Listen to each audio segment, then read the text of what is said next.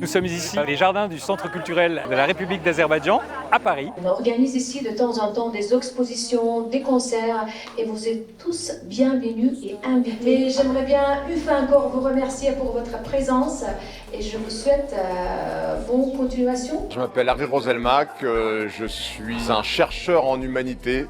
C'est le terme que j'ai trouvé pour rassembler toutes mes casquettes, qui vont de journaliste à métaphysicien en passant par auteur, scénariste. Je suis allé à la rencontre il y a pas longtemps, il y a 2 semaines, d'un ami à Annecy qui vient d'avoir un bébé. Mais j'ai jamais vu un bébé qui était aussi souriant.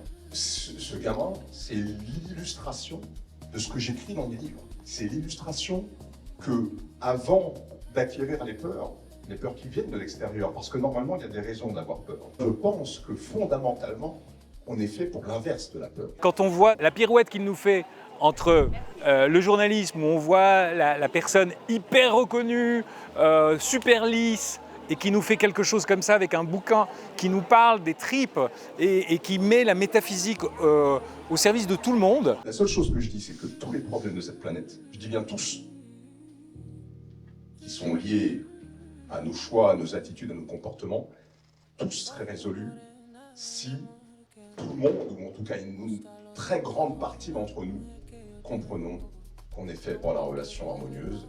La peur, elle nous enferme dans des communautés, on a peur des autres, on a peur de tout, et je pense que c'est un vrai problème. Ce qu'on retient le cerveau, c'est ce qui dysfonctionne.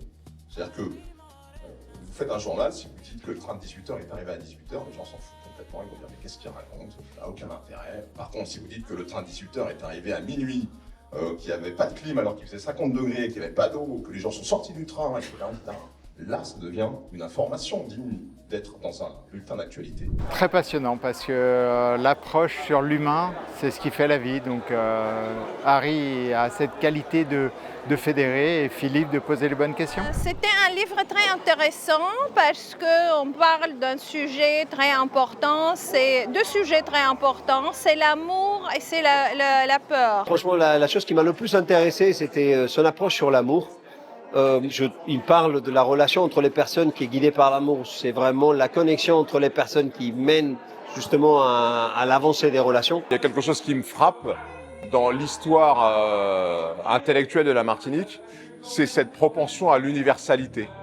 On a beaucoup d'intellectuels martiniquais, Aimé Césaire bien évidemment, mais aussi Frantz Fanon et Édouard Glissant, qui dans leur pensée ont embrassé l'universel. Et je pense que c'est sans doute le fait que nous, Antillais, on est le résultat de rencontres, de relations parfois orageuses, parfois tumultueuses, faites sous le sceau de la déshumanisation parfois, de traitements inhumains, néanmoins relations entre différentes parties du monde. Et je pense que ce syncrétisme de ces ADN humains, mais très différents en termes de localisation sur la planète, fait qu'on est peut-être plus sensible. Ça s'est très bien passé, signer des livres, c'est créer un lien avec les gens, un lien naissant, parce que ce lien il ne se conforte que quand les gens lisent le livre, pendant qu'ils le lisent et après la lecture. Mais c'est un joli point de départ que de ces rencontres éphémères et ces signatures.